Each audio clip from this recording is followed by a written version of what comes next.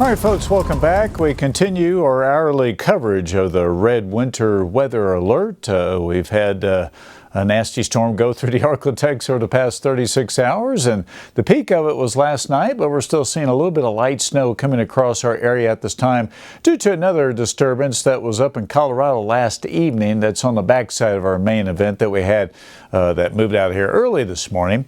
Our Willis Knight Mega 3 Doppler radar still showing a little bit of light snow associated with the dynamic lift of that one disturbance coming from the west. Earlier this afternoon, it was interesting that we had a little lake effect snow occurring, very warm lake temperatures there in East Texas, especially in Lake of the Pines, and with the northwest flow, the wind blowing, that cold air blowing over that warm lake water helped make a little snow there in the Marshall area in Hallsville and right around Harrison County there for a couple of hours. But it looks like for the most part that's abated, and the dynamics of that system out west helping to make this snow up in McCurtain County also assisted in keeping that snow going.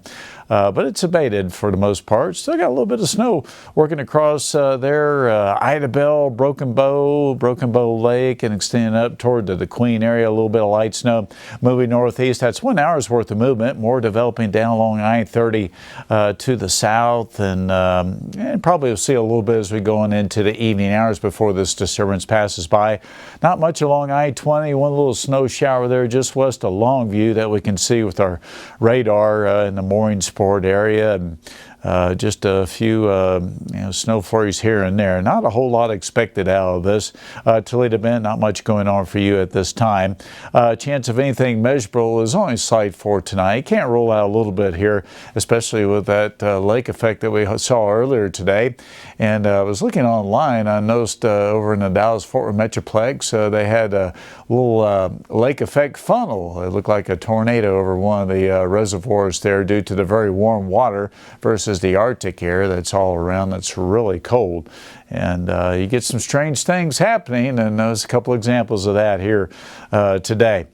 Chance of precipitation tomorrow, I think, goes away because this one weather disturbance with the snow flurries will be east of us, and it looks like the next one on its heels will just throw some clouds at us. I think our atmosphere will stabilize, and we'll actually throw out or see some sunshine as we get into tomorrow, which it'll start out very cold due to the clearing of the skies, but then by afternoon the sun will help thaw things out a little bit.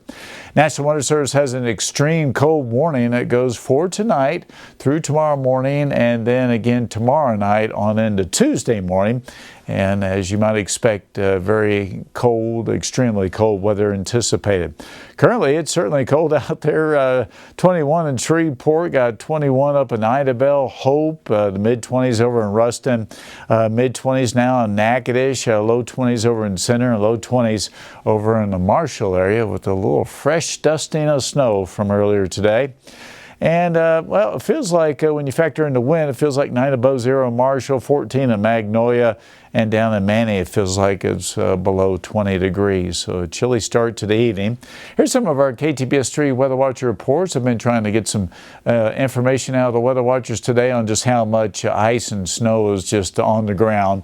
And one report up here, Robert Morris up in the Queen, 5.5 inches of the white stuff up there. 1.25 inches for Chuck Cameron, Redwater, 3.5 for Reed, Eisenhower, and Texarkana. Atlanta, Texas, Jason Patterson, a storm total about 2 inches there in Atlanta. And Brian Loper, I think overnight, 3/4 inch of sleet that fell overnight. A little bit farther south and east, we had Wayne Hatfield and Homer with 3 inches on the ground for a 2-day total. June Jones, Elysian Fields, got in on some of that lake effect snow this afternoon. 1.5 inches total for her, 2 inches for Cypress Lake area, according to Francis Moody. Nearly 6 inches for Ronnie Vale and Ruston. Also Kayberry and Stonewall. Carl Webb and Stonewall about 4 inches, and a little bit less for Gene Haynes over there, also kind of in the same area. Farther south and east, it was mainly a rain event, 1.6 inches of rain over the past day and a half there for Barry Howard and Clarence, and then about 3/8 of an inch of sleet on top of that frozen water in his rain gauge here earlier today. Metro area 3.5 for Mike Lyles. That's a 2-day total there. In Shreveport, Ronnie Hall 1 inch, and that was last night's total for him, I do believe. 3 inches for Mark Potter in Bossier City, over an inch for Gary Stratton in Blanchard, and then Benton 2.5 to 3 inches according to Randall Elliott and Molly Rankin. Weather Watchers, thank you for your information there. I know the public likes to see that information. And, well, speaking of looking outside and the information we can gather, the roads still ice-packed here this evening. That's I-20 and Industrial, so probably the best course of action is to stay indoors and stay off the road surfaces. Not many places are open anyway, so you might as well just stay home, and hopefully you do have power. I-20 and I-220 got one lane open there, but you can see the gleam off the road surface there that it's probably refreezing if it did thaw out a little bit today. So in fact, looks like we got some lights down there. That may be folks trying to clear the ice. Hard to tell from this vantage point. But you notice there's not many vehicles out there. A lot of folks are taking heed that they should just stay put and allow this business to thaw out there. Here's another vantage point on I-20 and I-220. Somebody is moving around there checking things out. And looks like a ghost town out there with this wonderland. Down Natchitoches way, well, the streets are a little bit slick, but got folks still kind of moving around here this evening there on Front Street. Looks like they're taking it easy, and that's the best course of action. Earlier today, you could see the trees that were kind of folded back there from the icing glaze that we had in the overnight ice storm that came on by. And look at the highway there. It is a slow go going across the Sabine River there from the Logansport area, cutting across over toward Texas. That's a DeSoto Parish Tower Cam. And it's pretty out there, but boy, it is treacherous. And you can see the car is very slow drive. Obviously, the best plan, if you have to absolutely travel, go very slow and stay, or at least give yourself plenty of stopping distance behind the vehicle in front of you. All right, moving on, power outages. We had the ice storm, and so we got quite a glaze, especially south of I-20 into northern Louisiana and East Texas. And so, as you can imagine, power outages are big. But, even we had some pretty thick ice up in McCurtain County as we saw earlier in the news reports earlier this afternoon. So it was a tough storm for us, and the power outages are big. The yellow areas indicate 10,000 plus. The green area is 5 to 10,000, and the blue area is less than 5,000 out of power. But it's a tough night, especially with it being so cold out there.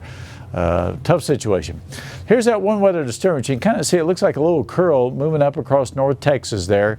This is the jet stream flow forming a trough, so that trough bringing the cold air down our way. And then we still got a little bit of a southwest flow across our area. That last night was an overrunning situation where it was in the 50s, just about 3,000 feet above the ground, and about 1,600 feet of ground. That was where the Arctic air mass, that was how shallow it was. Well, today it's a little bit thicker, and then we got this disturbance in the atmosphere helping to make a little bit of snow there. There's also quite a bit of drying across the southern part of the Arctic, but this disturbance will probably work through some of that to bring us a snow flurry too. Next system, dropping some snow in Colorado. That'll kind of work down our way. I think that'll just bring some clouds, and that's about it. And that's pretty much it for our weather. Temperature-wise throughout the Southland, 20s over in Dallas. It's a mess out that way, all the way to Dallas, up to Amarillo, Oklahoma City, Austin, Houston, you name it. It is a mess across the Southland for folks that don't see this type weather too often. Texas Panhandle, they do, but in Oklahoma and northern Arkansas. But the rest of the Arklatex and the areas south, this is foreign territory that we're dealing with here currently. New Orleans is checking in at 40 degrees. That's cold for those folks. The big picture, you can see that little area of snow in North Texas, southern Oklahoma, part of that disturbance working our way. Snow across the Colorado plains there, and up in the northeast. Oh, it's a mess. So our main event storm last night has a surface low that's moving up into Pennsylvania right now, and you can see all that snow in the north end of that.